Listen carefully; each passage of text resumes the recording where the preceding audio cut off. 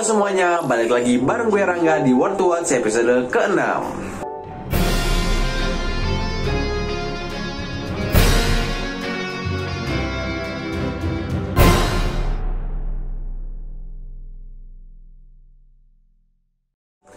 Nah, di episode kali ini gue bakalan ngasih tahu lo beberapa rekomendasi tontonan yang pastinya worth your time. Tapi sebelum itu gue mau ngasih tahu sesuatu dulu nih. Sobat Nightclub yang udah sering nonton acara ini pasti tahu kan di episode Worth to Watch gue lebih sering nyaranin tontonan yang paling up to date. Nah, tapi di episode kali ini bakalan beda nih dari lainnya. Karena tontonan yang bakalan gue rekomendasiin di episode ini udah rilisnya lumayan lama.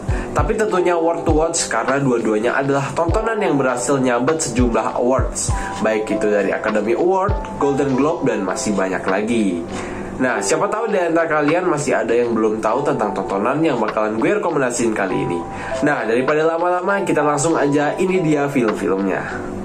Rekomendasi worth to watch yang pertama adalah film buatan direktur dan penulis Wes Anderson yang sangat terkenal di antara pecinta sinematografi karena visualnya yang memanjakan mata dan gayanya yang khas.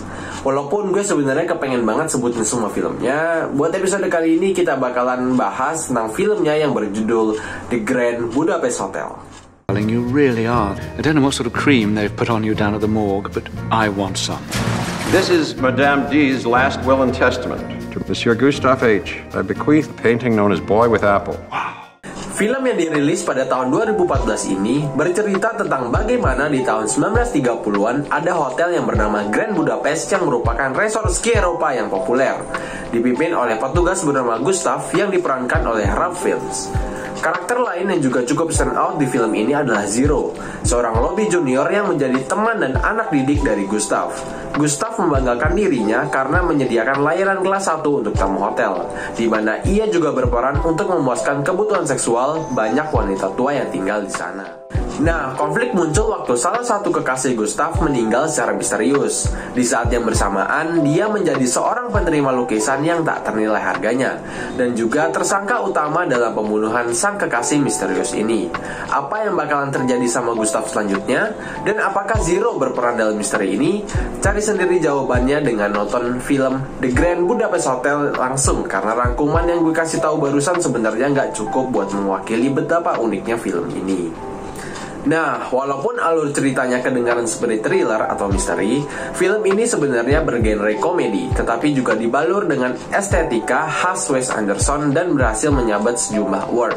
The Grand Budapest Hotel berhasil meraih 9 nominasi Academy Award, termasuk Oscar untuk Best Costume Design, Best Makeup and Hairstyling, Best Production Design, dan Best Original Score. Selain itu juga, film ini memenangkan Best Motion Picture, Musically or Comedy di Golden Globe Award. Gak cuma para kritikus film yang bilang kalau film ini bagus, Worth to Watch juga ngerekomendasin film ini buat kalian nih. Karena selain sinematografinya yang bagus, gak usah ditanya lagi deh, alur cerita yang seru dan enjoyable bakalan bikin lo terhibur sepanjang film. Nah, untuk kalian yang ingin nonton film ini, kalian bisa nonton di layanan streaming Disney Plus. Jadi buat kalian yang tertarik buat nonton The Grand Budapest Hotel, langsung aja buka Disney Plus dan langsung ketik The Grand Budapest Hotel buat nonton filmnya. Ngomongin estetik film, ada film lain yang gak kalah di bagian sinematografi tapi juga berhasil nyabet banyak gelar awards karena visualnya yang luar biasa dan alur cerita yang menyentuh, memungkinkan pemirsa termasuk gue untuk bisa terhubung dengan karakter, membuat film ini seakan-akan seperti kisah nyata. Film ini diangkat dari sebuah buku dengan judul yang sama dan termasuk dalam jajaran classic movies yang dirilis pada tahun 2012. Judulnya adalah Life of Pi.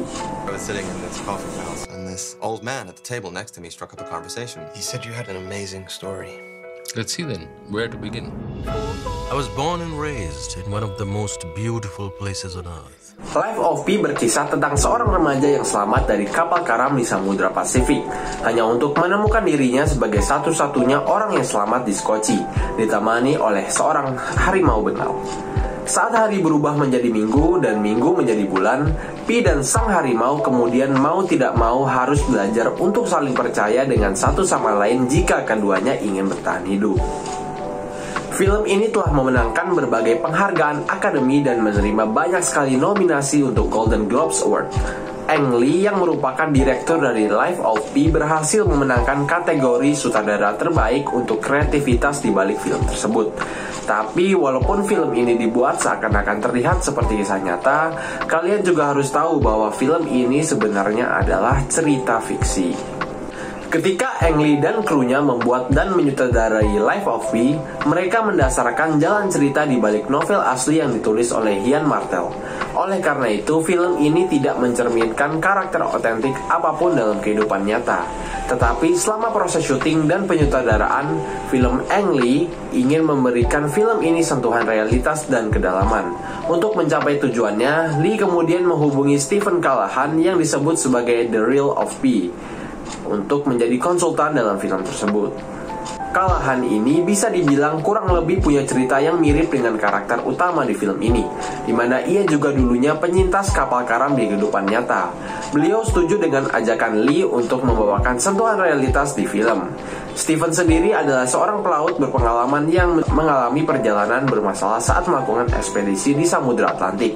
Namun dia berhasil selamat dari cobaan itu setelah 76 hari berada di atas rakit, seperti halnya Pi yang harus bertahan hidup di atas koci. Kritikus film mengatakan bahwa film ini adalah sebuah adaptasi 3D dari buku yang seharusnya tidak pernah difilmkan, dan Life of Pi berhasil mencapai hal yang hampir mustahil karena pencapaian teknis dan penampilan aktor yang menakjubkan. Walaupun film ini banyak diberi bumbu 3D, direktur Lee berhasil mengemasnya dengan sangat rapi sehingga ia terlihat seolah-olah nyata dan tidak terlihat seperti animasi. Jadi penasaran kan bagaimana jadinya? Nah, film ini juga kalian bisa tonton di Disney Plus. So you know what to do. Silahkan nonton filmnya dan enjoy the film. Nah, sayangnya waktu kita udah habis nih untuk saat ini. Jadi segitu dulu buat rekomendasi tontonan kita di What to Watch di episode kali ini. Ketemu lagi bareng gue Rangga dan sampai jumpa di episode berikutnya.